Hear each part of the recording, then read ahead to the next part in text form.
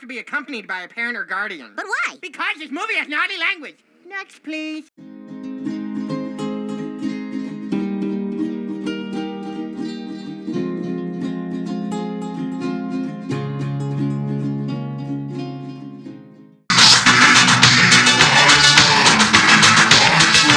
At some point, Pine caught my eye, most likely by dropping it. Now, anything cheap is always going to get my attention, but when something is cheap and it's got a decent player rating stuck on the bumper, I can't help but rubbernecking. There's a lot to like in the description. What got my interest was a large-scale ecology with exploration, crafting and fighting, but the main appeal for me was things happening across the world without my involvement and befriending species, fighting alongside them, or the choice to attack them. Having the ability to steal their resources, forcing them to abandon their camps and move somewhere else, encouraged me to buy it. Sir, here is a check with my name on it. Write down any number on this piece of paper and I will pay it. I'm going to have to bounce that check, because it wasn't long after getting it home that it started to irritate me. This game has the same sort of effect you'd get from listening to a Flat Earthers podcast with -10 charisma. I'm going to walk you through the issues I had, starting with the second part of the tutorial quest.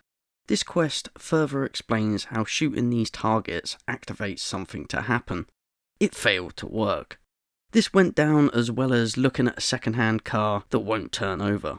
All I had to do was hit these two targets in order: left, left, right. Easy. What do you mean wrong? But I carried on whacking it until I exhausted my little guy. I looked at the clown trying to sell me this car, and instead of them frantically, embarrassingly trying to get it to turn over, he just fucked off and left me to deal with it.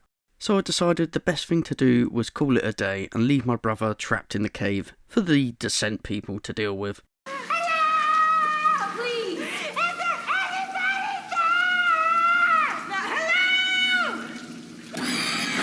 Happy with my life choices, I merrily skipped back to the village and thought about dinner. Then I realised I'd better get my cover story straight.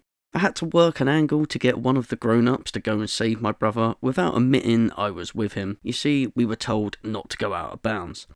However, the kid I play as, Hugh, has too much loyalty. He'd rather not tell anyone his brother is trapped in a collapsed cave, as the grown-ups would say I told you so, even though not telling anyone meant putting his brother's life at risk. So, left with nothing else or that dinner I was hoping for, I headed back into the cave, praying the creatures did their thing and I could wash my hands of the whole mess. Oh yeah, and maybe the game, would work.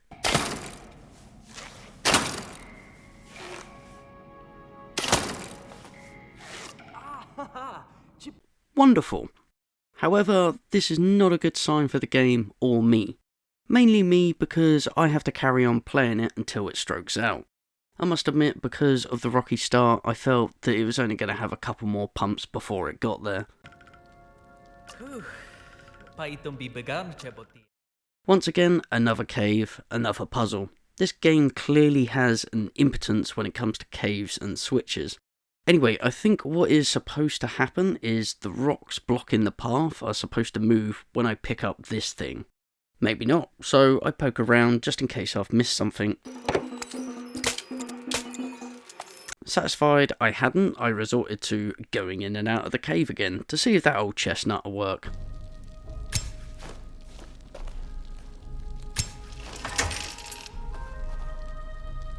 It's times like these I remind myself that I've only got one life and I won't be living forever. Reflecting on this made me think, screw this, it's time to ask the internetings. It didn't take long to find another poor soul who was also living their best life, having the same issue as me. We both bought this game. They suggested closing the game down and loading it back up again. They should have just suggested closing it down, full stop. But sure enough, it did work, skipping the puzzle entirely and dropping me right into the preceding cutscene. I actually did this twice in the end, because not long after this non-functioning part, I ran into an impassable bit. This puzzle not working twice proved to me that it never works. The first time was not just an unlucky bug, it is just broken. As you could imagine, I concluded quickly that this was going to be an ongoing thing. which would mean I would have to constantly refer to the internet for workarounds, and possess the luck of not getting wet in the rain to avoid game-breaking bugs. Therefore, I decided to bum the quests off and explore the world, as that's gotta be a bit more fun. After taking a gap year, I felt it was time to get a real job and do some quests. But from my travels, I can tell you a bit about the factions. There are 5 of them, and they work like charities as they beg you for donations. But it's below them to sit round with a sign up and a cup out. Instead, they have gone with the big clothes bin method, in form of these boxes. Put some tat in there and they will like you a little bit more. However, donating is a double-edged sword, because any faction that doesn't like the faction you have donated to won't like you for donating to them. It doesn't really matter though, because if any of the factions are hostile, you can just simply run away from them. You can casually walk right into any of their bases and they can't do anything apart from follow you around like the most popular girl with the shortest skirt. After getting a taste of the world, I decided I wanted to carry on and just see how things progressed, because I have a smooth brain and don't understand when I should leave a bad thing alone. And since he's in a crappy situation anyway, might as well take the plunge. From now on though, I decided to streamline, avoid side quests, because what's the point in doing them if the game's just going to break at some point. Locate one of the Vault villages, and it recommends that I bring a power brew for the chief. I have the blueprint to make one of those. All I need is the essence of Carablin. That's a moose man to me and you. I killed at least 6 of them but got no essence from any of them. I got essences from other things that I had killed but nothing from the moose men, so it really felt like the game was holding back on purpose. Let's just take stock for a moment. I've been through a lot so far. I've encountered 2 broken quests, and I've killed many moose men for a thing that I need to progress, but never got. And I've wasted a lot of time running around, killing them to actually achieve nothing towards completing the objective. Right, so as I felt that the mooses were going to go extinct before lactating their milky essence, I decided to take a new approach. Let's try and trade for some moose milk. Maybe I should have gone with this to start with. Oh wait, no, I can't go to any of the traders because none of the factions like me enough to trade with me. I was getting fed up with this. Again, I have done a lot of running with nothing engaging to note. Right, so I donated loads of decent stuff to the nearest mafia fronting as a charity. Now I can trade with them. Now can I buy the essence, please? You didn't say the magic word. So I can't buy it or earn it. Look game, if you want me to craft this poxy power drink, give me a way to make it. Either let me buy the moose jizz or let me kill them for it.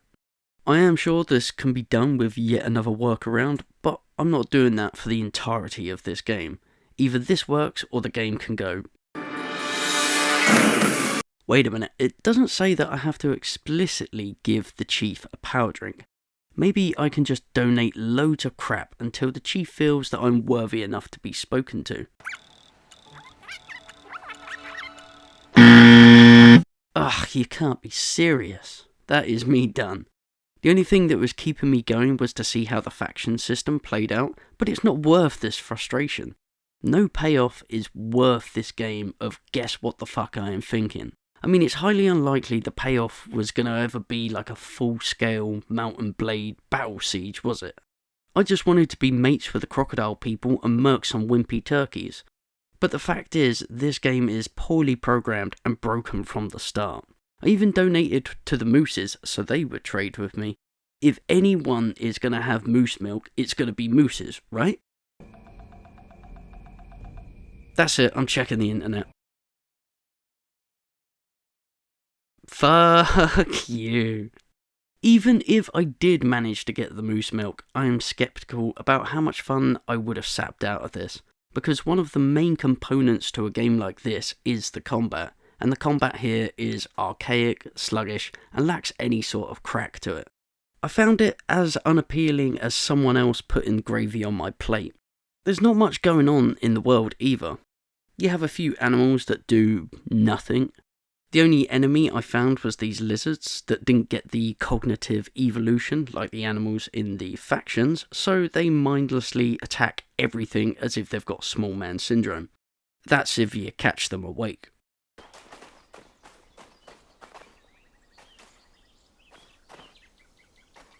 The factions do nothing but walk predetermined routes, rarely actually gathering things. If you're lucky, rivals will cross paths and fight, and that's it, that is the world. Traversing the game itself reminded me of rimming. This rimming, not Holy Lord! It feels like you've always got to go all the way round the houses to get anywhere. In rimming, that was fine up until a point because of the immersive world. Pine is not immersive or interesting. So it's a lot of boring walking, from nothing to nothing with nothing on the way. It's a wet flannel. It could have been something quite interesting. But due to the poor programming, it is frustrating. The whole world is boring and all the minor frustrations just build on it to make it something I want to throw out of a moving car. The beauty, my friends, of being savvy buying games cheap is that I have hundreds of them, and because I could live in a fort made of them, I don't have to put up with something this irritating, or any game that doesn't grab me within a reasonable time. I feel that all of the effort that was put into the art style and concepts of Pine have been ruined by the poor execution of the programming.